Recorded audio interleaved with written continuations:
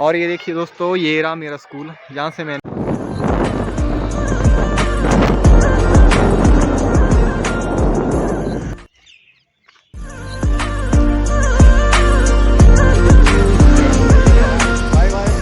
संयमन संयम के लिए अष्टांग योग जैसी विधि की संस्तुति की जाती है, जिसमें आपके यम, नियम, आसन, प्राणायाम, प्रत्याहार, धारणा, ध्यान आदि सम्मिलित है। गुड मॉर्निंग, सुप्रभातम, welcome back to today vlog. आज के व्लॉग में आपका स्वागत है। बोलो सारे जय श्री राम, हर हर महादेव, जय श्री राम, जय जय सीताराम, जय श्री राधे। विषया विनिर्वतन्ते निराहारसे देहिना रसवर्जजं रसोऽपयस्यं परम दृष्ट्वा निर्वर्तते।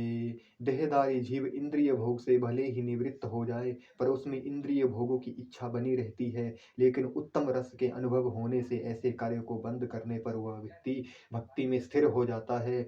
जब तक कोई आध्यात्म को प्राप्त ना हो, तब तक इंद्रिय भोग से विरत होना असंभव है। विधि विधानों द्वारा इंद्रिय भोग को संयमित करने की विधि वैसी ही है जैसे किसी रोगी के किसी भोज्य पदार्थ खाने पर प्रतिबंध लगाना, किंतु इसमें रोगी की ना तो भोजन के प्रति रुचि समाप्त होती है और ना वह ऐसा प्रतिबंध लगाया जाना चाहता है। इसी प्रकार अल्पज्ञानी व्यक्तियों के लिए इंद्रिय संयम के लिए अष्टांग योग जैसी विधि की संस्तुति की जाती है, जिसमें आपके यम, नियम, आसन, प्राणायाम, प्रत्याहार, धारणा, ध्यान आदि सम्मिलित है। किंतु जिसने कृष्ण भावनामृत के पथ पर प्रगति के क्रम में परमेश्वर कृष्ण के सौंदर्य पर रसास्वादन कर लिया, उसे जड़ भौतिक वस्तुओं में कोई रुचि नहीं रह जाती। अतः आध्यात्मिक जीवन में ये सारे प्रतिबंध अल्पज्ञानी नव दीक्षितों के लिए है। ऐसे प्रतिबंधित तभी तक ठीक है जब तक कृष्ण भावनामृत में रुचि जागृत नहीं हो जाती, और जब वास्तव में रुचि जग जाती है तो मनुष्य स्वतः ऐसी वस्तुओं के प्रति अरुचि उत्पन्न हो जाती है। यत्तो ह अपि कौन्तेय पुरुषस्य विपश्चिता इंद्रियाणि प्रमाथीनि हरन्ति प्रसभं मनः। हे अर्जुन, इंद्रियों इतनी प्रबल तथा वेगवान है कि वे उस विवेकी पुरुष के मन को भी बलपूर्वक हर लेती है, जो उन्हें वश में करने का प्रयत्न करता है। अनेक विद्वान ऋषि, दार्शनिक तथा अध्यात्मवादी इंद्रियों को वश में करने का प्रयत्न करते हैं, किंतु उनमें से बड़ा भी कभी कभी विचलित मन के कारण इंद्रिय भोग का लक्ष्य बन जाता है। यहाँ तक कि विश्वामित्र जैसे महर्षि तथा पूर्ण योगी को भी मेनका के साथ विषय भोग में प्रवृत्त होना पड़ा। यद्यपि वे इंद्रिय निग्रह के लिए कठिन तपस्या तथा योग कर रहे थे। विश्व इतिहास में इसी तरह के अनेक दृष्टांत हैं। अतः पूर्णतया कृष्ण भावना भावित हुए बिना मन तथा इंद्रियों को वश में कर सकना अत्यंत कठिन है, और मन को कृष्ण में लगाए बिना मनुष्य ऐसे भौतिक कार्यों को बंद नहीं कर सकता। परम साधु तथा भक्त यामुनाचार्य ने एक व्यवहारिक उदाहरण प्रस्तुत किया है। वे कहते हैं, यद्वदीमं चेत कृष्ण पदारविंदे नव नव रसाध मन्युद्धतम रंतुमासीत तद्वदीवत नारी संगमे स्मय्यरमाने भवती मुख विकार सुशिष्टु निष्ठिवनम च। जब से मेरा मन भगवान कृष्ण के चरणार रविंदों की सेवा में लग गया, और जब से मैं नित्य नव दिव्य रस का अनुभव करता रहा हूँ, तब से स्त्री प्रसंग का विचार आते ही मेरा मन उधर से फिर जाता है और ऐसे विचार पर थू थू करता हूँ। कृष्ण भावनामृत इतनी दिव्य सुंदर वस्तु है कि इसके प्रभाव से भौतिक भोग स्वतः निरस हो जाता है। यह वैसा ही है जैसे कोई भूखा मनुष्य प्रचुर मात्रा में पुष्टिदायक भोजन करके अपनी भूख मिटा ले। महाराज अम्बरीश भी परम योगी दुर्वासा मुनि पर इसलिए विजय पा सके क्योंकि उनका मन निरंतर कृष्ण भावनामृत में लगा रहता था। स वै मना कृष्ण पदारविंदयो वंचासी वैकुंठ गुणानुवर्णने तानि सर्वाणि संयम युक्त आसीत मत्पर वशे हि यस्य यस्येन्द्रियाणि तस्य प्रगा प्रतिष्ठिता जो इंद्रियों को पूर्णतः वश में रखते हुए इंद्रिय संयम करते हैं और अपनी चेतना को मुझ में स्थिर कर देता है, वह मनुष्य स्थिर बुद्धि कहलाता है। इस श्लोक में बताया गया है कि योग सिद्धि की चरम अनुभूति कृष्ण भावना मृत ही है। जब तक कोई कृष्ण भावना भावित नहीं होता, तब तक इंद्रियों को वश में करना संभव नहीं है। जैसा कि पहले कहा जा चुका है, दुर्वासा मुनि का झगड़ा महाराज अम्बरीश से हुआ, क्योंकि वे गर्ववश महाराज अम्बरीश पर क्रुद्ध हो गए, जिससे अपनी इंद्रियों को रोक नहीं पाए। और दूसरी ओर यद्यपि राजा मुनि के समान योगी न था, किंतु वह कृष्ण का भक्त था और उसने मुनि के सारे अन्याय सह लिए, जिससे वह विजयी हुआ। राजा अपनी इंद्रियों को वश में कर सका, क्योंकि उसमें निम्नलिखित गुण थे, जिनका उल्लेख श्रीमद् भागवत में हुआ है। स वै मना कृष्णपादारविन्दयोर्वर्चासि वैकुण्ठगुणानुर्वणनेन करो हरेर्मरीन्द्रमर्जानादिषु श्रुतिं चकाराच्युत सततकथोदयायै मुकुन्दलङ्गिलालये दर्शने दृशो तद्भृतयगात्रस्पर्शे अङ्गसङ्गमम् घाघ्राणं च तत्पादस्रोजसौरभे श्रीमतुलस्य रसानं तत्परिते पादो हरे क्षेत्रपादानुसर्पणे शिरो हृषीकेश पादाभिवन्दने कामं च दास्येन तु काममया यशो तं श्लोकजनाश्रया रतिः। राजा अम्बरीश ने अपना मन भगवान कृष्ण के चरणारविंदों पर स्थिर कर दिया, अपनी वाणी भगवान के धाम की चर्चा करने में लगा दी, अपने कानों को भगवान की लीलाओं को सुनने में और अपने हाथों को भगवान का मंदिर साफ करने में, अपनी आंखों को भगवान का स्वरूप देखने में और अपने शरीर को भक्त के शरीर का स्पर्श करने में, अपनी नाक को भगवान के चरणारविंदों पर भेंट किए गए फूलों की गंध सूंघने में, अपनी जीभ को उन्हें अर्पित तुलसी दलों का आस्वाद करने में, अपने पांवों को जहाँ जहाँ भगवान के मंदिर हैं उन स्थानों की यात्रा करने में, अपने सिर को भगवान को नमस्कार करने में तथा अपनी इच्छाओं को भगवान की इच्छाओं को पूरा करने में लगा दिया। और इन गुणों के कारण वे भगवान के मत पर भक्त बनने के योग्य हो गए। इस प्रसंग में मत पर शब्द अत्यंत सार्थक है। कोई मत पर किस तरह हो सकता है, इसका वर्णन महाराज अम्बरीश के जीवन में बताया गया है। मत पर परंपरा के महान विद्वान तथा आचार्य श्री बलदेव विद्याभूषण का कहना है कि मद भक्ति प्रभावेन सर्वेन्द्रिय विजय पूर्विका स्वातम दृष्टि सुलभेति भाव। इंद्रियों को केवल कृष्ण की भक्ति के बल से वश में किया जा सकता है। कभी कभी अग्नि का भी उदाहरण दिया जाता है। जिस प्रकार जलती हुई अग्नि कमरे के भीतर की सारी वस्तुएं जला देती है, उसी प्रकार योगी के हृदय में स्थित भगवान विष्णु सारे मलों को जला देते हैं। योग सूत्र भी विष्णु का ध्यान आवश्यक बताता है, शून्य का नहीं। तथा कथित योगी जो विष्णु पद को छोड़कर अन्य किसी वस्तु का ध्यान कर धरते हैं, वे केवल मृग मरीचिकाओं की खोज में वृथा ही अपना समय गवाते हैं। इसमें कृष्ण भावना भावित होना चाहिए, भगवान के प्रति अनुरक्त होना चाहिए। असली योग का यही उद्देश्य है। ओम कृष्णाय नमः। ओम गणेशाय नमः। ओम हरे कृष्ण कृष्ण कृष्ण हरे हरे, हरे राम राम राम हरे हरे, हरे कृष्ण कृष्ण कृष्ण हरे हरे, हरे राम राम राम हरे हरे। ओम जय जय श्री राधे, जय जय सीताराम, हर हर महादेव। ओम नमः श्री प्रभु रामदास जी परम ब्रह्मणे नमो नमः।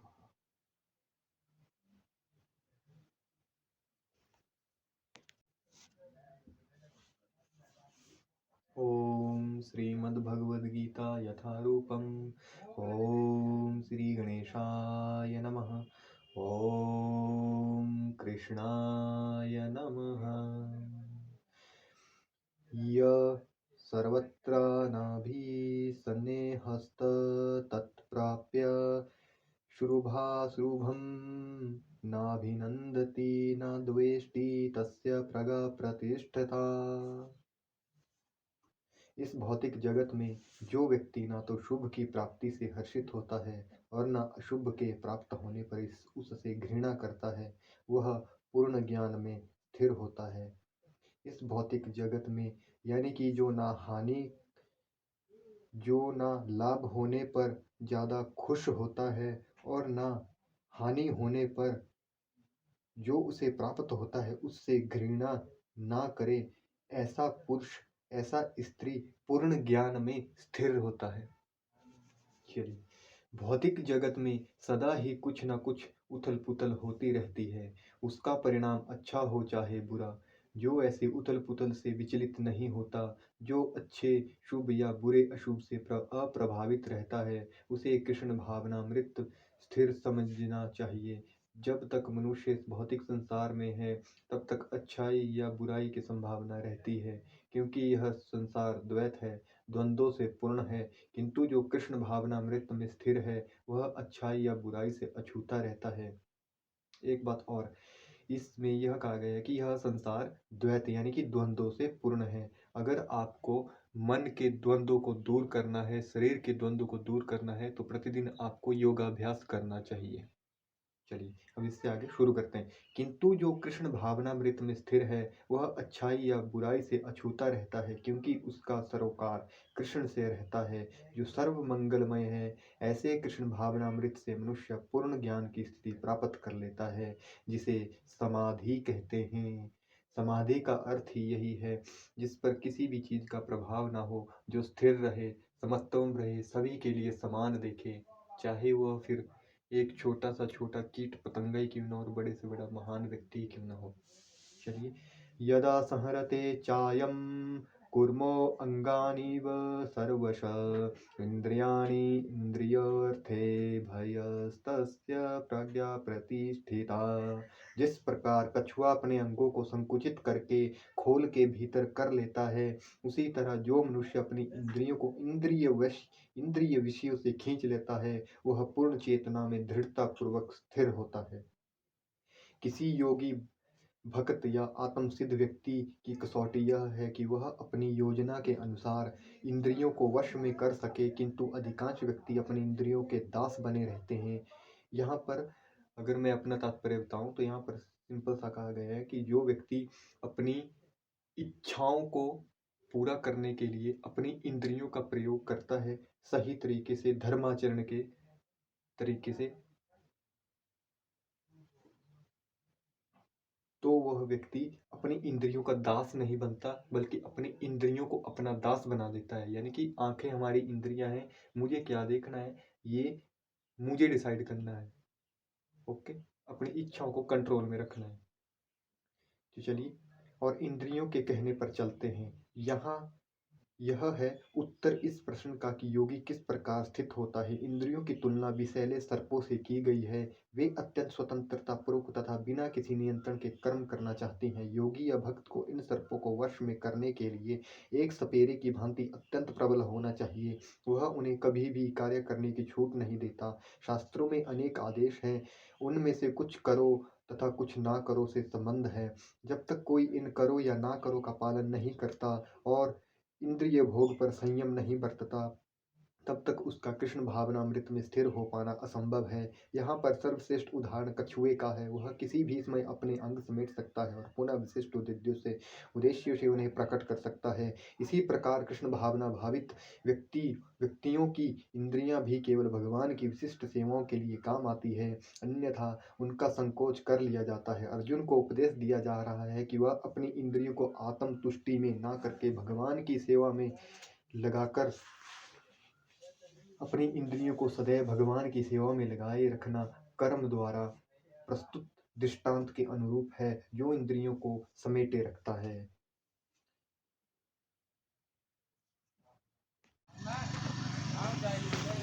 और ये मैं चला द्योत, ये मैं चला द्योत, और ये मैं चला द्योत, और ये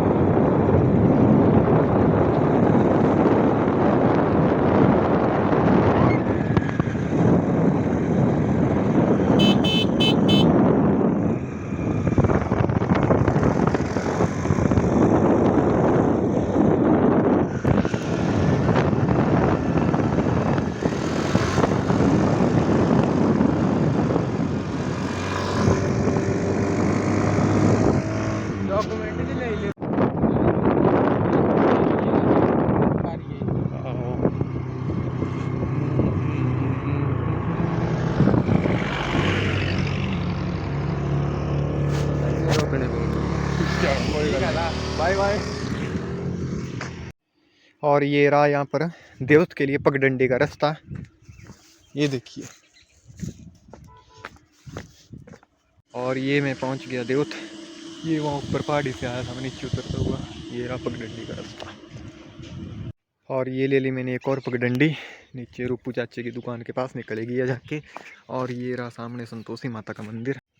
और ये हम पहुँच गए रूपू चाचे की दुकान के पास, बढ़िया, वो ऊपर से आया मैं।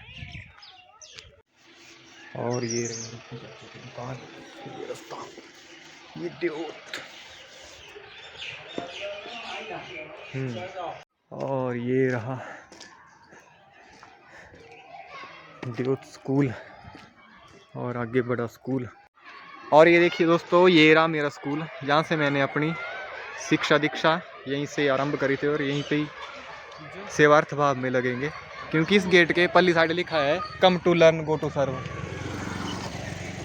ये देखो, ये है बच्चे स्कूल के जो यहाँ पर पढ़ते हैं।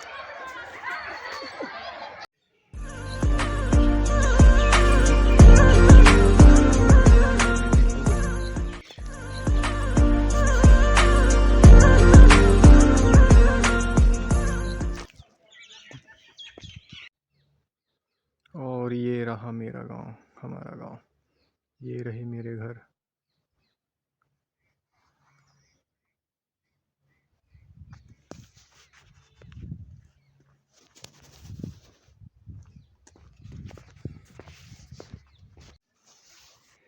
ये देखिए दोस्तों, ये यहाँ पर हो गई हैं लकड़ियाँ, तो मैं भी लकड़ियाँ काट रहा हूँ खाना बनाने के लिए। तो उसके बाद आज का हम भोजन बनाएंगे। ये देखिए दोस्तों, ये मैं चाय बना रहा हूँ यहाँ पर चूल्हे के ऊपर। और मोहित के यहाँ से गाय का दूध लेकर आए थे, तो उसके बाद हम चाय बना रहे हैं। वैसे मुझे चाय भी पीना तो पसंद नहीं है, पर पता नहीं अब कैसे, मैं फिर भी पी रहा हूँ बस ऐसे ही, बिना मतलब के। वैसे मुझे पीनी चाहिए। चलिए अभी हम खाना बनाएंगे। ये मैंने दाल सीड़ दी हुई है, कहाँ गए वो जग जैसा, इसमें मलका की दाल है। और चपातियाँ बनाएंगे आज बढ़िया। कल मैंने चावल बनाए थे, पिछले कल का ब्लॉग तो आया नहीं, क्योंकि पिछले कल वो 22 तारीख वाला एडिट करा था, तो उसको अपलोड करा था कल। और अगर आप यहाँ तक पहुँच चुके हैं वीडियो में, तो चैनल को सब्सक्राइब कर दीजिए और फेसबुक पेज को फॉलो कर लीजिए। और ये गूँथ लिया गया आटा, और ये दाल तड़का लगा के रेडी हो रही है। चलिए पेड़े बना लेते हैं, चपातियाँ बनाने के बाद मिलते हैं आपको। ये हो गया आज का भोजन, तो चलिए भोजन आरंभ करते हैं। तो क्या हेलो फ्रेंड्स, तो चलिए फिर चलते हैं, आज के ब्लॉग को यहीं पर एंड करते हैं। हर हर महादेव, जय श्री राम, जय श्री राधे, जय सनातन। तो चलिए कल के ब्लॉग में मिलते हैं। अभी पिछले वाला ब्लॉग आपको कैसा लगा वो कमेंट बॉक्स में ज़रूर बताना, और वीडियो को लाइक कर देना, चैनल को सब्सक्राइब कर देना, फेसबुक पेज को फॉलो कर देना। जय हिंद, जय भारत, जय सनातन।